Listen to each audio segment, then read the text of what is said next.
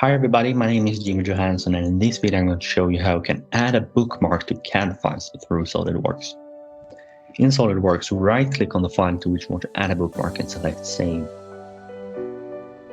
In the dialog box that appears, check the checkbox for Save and then click on the bookmark icon at the top right corner of the dialog.